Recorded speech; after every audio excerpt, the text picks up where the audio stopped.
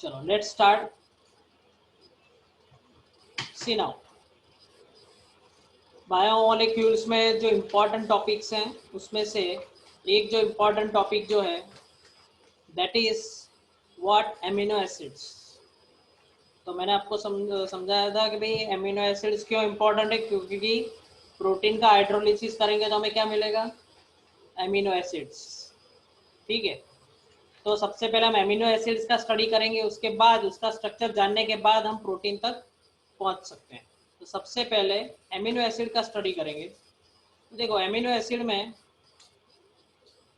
Contain, नाम ही ऐसा है, देखो नाम है amino acids, contain amino group NH2 group and acids है। तो एसिड्स के लिए जनरली हमारे पास जो प्रॉपर्टी होती है वो कौन सी होती है, कार्बोक्सिल। ठीक है, that is what, carboxyl group.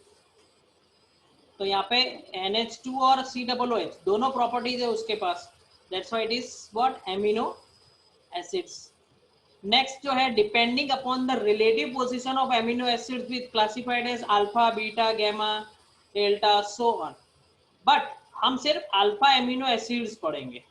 अब अल्फा किसको कहते हैं, तो आपको मालूम है कि भाई कोई कार्बन एटम है, ठीक है, जो भी कार्बन एटम है उसमें अगर कोई फंक्शनल ग्रुप ज्वाइंट है तो उसके फंक्शनल ग्रुप का जो ज्वाइनिंग पॉइंट, ज्वाइन जहाँ पे ज्वाइन हो रहा है, उस कार्बन का जो फर्स्ट कार्बन होता है उसको हम अल्फा कहते हैं।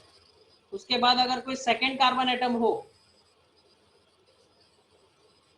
अगर सेकेंड कार्बन एटम होगा तो हम उसको क्या कहते हैं, बीटा।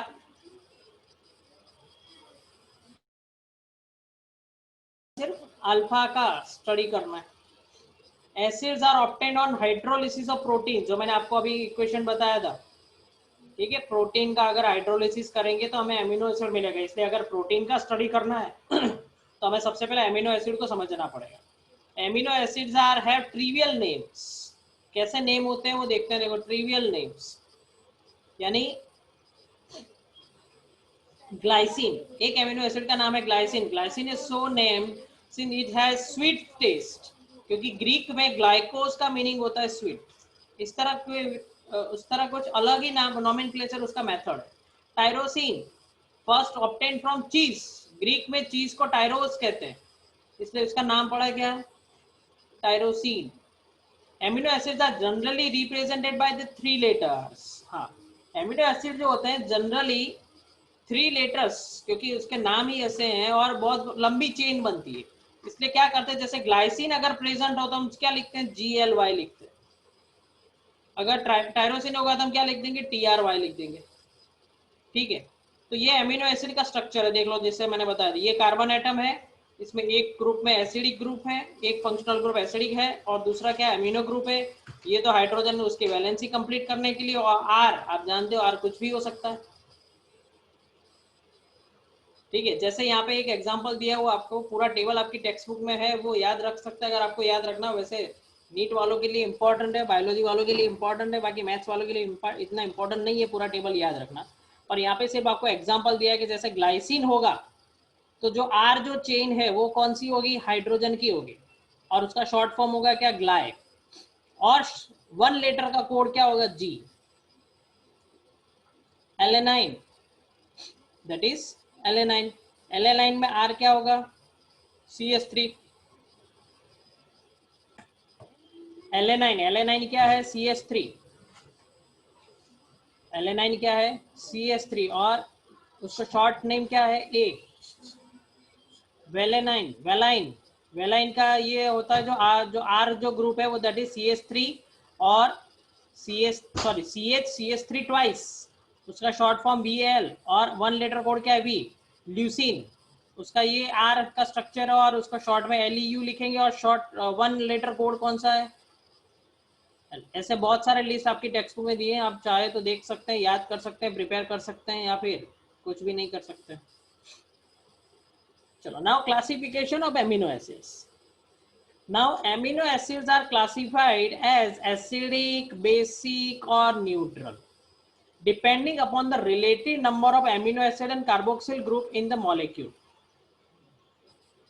ठीक है। Amino acids are classified as acidic, basic, neutral depending upon the relative number of amino acids and carboxylic group. अब रिलेटिव नंबर का मतलब क्या हुआ कि अगर समझ लो एसिडिक नेचर के लिए हमें क्या चाहिए, COOH।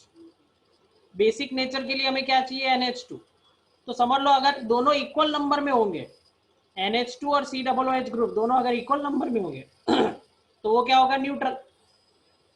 अगर COOH ग्रुप ज्यादा होगा more number of amino acid than carboxylic group, यानी अगर एमिनो ग्रुप ज्यादा होगा तो वो बेसिक होगा, क्योंकि NH2 अमाइन जो है दैट इज बेसिक नेचर है। और अगर कार्बोक्सिलिक ग्रुप ज्यादा होगा तो वो क्या होगा, एसिडिक होगा। वेरी सिंपल, क्लासिफिकेशन इसका सिंपल है। Now amino acid which can be synthesized in the body are known as non essential. उसकी हमें जरूरत नहीं है, नॉन एसेंशियल है। जो जो क्योंकि ये जो एसिड्स है वो ऑलरेडी हमारे बॉडी के अंदर क्या होता है, हमारी बॉडी के अंदर क्या होता है, प्रोड्यूस होता है, तो उसकी हमें जरूरत नहीं है बाहर से लेने की। On the other hand those which cannot be synthesized in the body and must be obtained through diet are known as essential amino acids। essential का मतलब क्या हुआ कि भाई जरूरी आपके बॉडी के अंदर वो क्रिएट नहीं हो रहे, तो वो क्या है, एसेंशियल है। तो आपकी टेक्स्ट बुक का जो टेबल है 14.2, ठीक है, उसमें एसेंशियल और नॉन एसेंशियल को स्टार से मार्क करके बताया हुआ वो देख लेना। एस्ट्रिक करके जो बताया वो सारे क्या है, एसेंशियल। ओनली फॉर नॉलेज आप याद कर सकते हैं। Amino acids are usually colourless. Amino acids are usually colourless. वो क्या होते हैं, कलरलेस होते हैं। These are water soluble, high melting point and behaves like salts rather than simple amines or carboxylic acid। ये एक इंपॉर्टेंट चीज है। They will behave as salts। क्यों, why they will behave as salts? Because उसके अंदर basic group भी है और एसिडिक ग्रुप भी है। तो एसिड और बेस की तरह बिहेव करने से ज्यादा उसकी प्रॉपर्टी सॉल्ट जैसी ज्यादा है, ठीक है। तो नेक्स्ट में देखते हैं क्या है। देखो, in aqueous solution the carboxylic group can lose a proton and amino group can accept a proton giving rise to a dipolar ion that is called zwitterion. Most important, zwitterion देखो किसको कहते हैं, यहाँ पे zwitter ion मैंने बताया हुआ नीचे। ये देखो क्या है, ये NH2 ग्रुप है। अब यहाँ पे क्या हुआ, ये हाइड्रोजन अगर यहाँ पे आ गया then it becomes what, zwitterion. ये हो गया ज्विटर आयन, ठीक है। तो ये नेगेटिवली चार्ज पार्टिकल हो गया, that is called, that's why it is called zwitter ion. अच्छा, इसके अंदर पोलर, ये पोलर हो गया, नेगेटिव और पॉजिटिव दोनों है। यहाँ पे देख सकते हो पोलर, प्लस भी है और माइनस भी है, तो इट्स अ पोलर मॉलिक्यूल, इसलिए उसको कहते हैं zwitter ion. This is neutral but contains both positive and negative charges. In Zwitter ionic form, amino acid shows amphoteric behavior as they reacts with both acids and behavior। Zwitter ion जो होता है वो amphoteric है क्योंकि वो acid और base दोनों की तरह बिहेव करता है। वो भी आगे आएगा, देखो क्या है।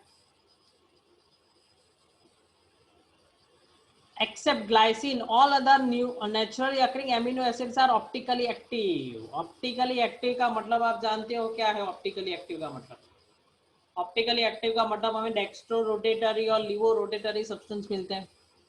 Most naturally occurring amino acids है एल कॉन्फ़िगरेशन। अब वो भी आप जानते हो एल कॉन्फ़िगरेशन। अच्छा, एल कॉन्फ़िगरेशन में ऐसा था, हमने अभी बायोमोलिक्यूल्स में देखा, अगर राइट साइड अगर OH होता है तो हम उसको D कहते हैं, अगर लेफ्ट साइड OH होता है तो हम क्या कहते हैं उसको L। तो यहाँ पे भी सेम कंडीशन है फॉर NH2 के लिए, with reference to NH2। L amino acids are represented by writing NH2 on the left hand side।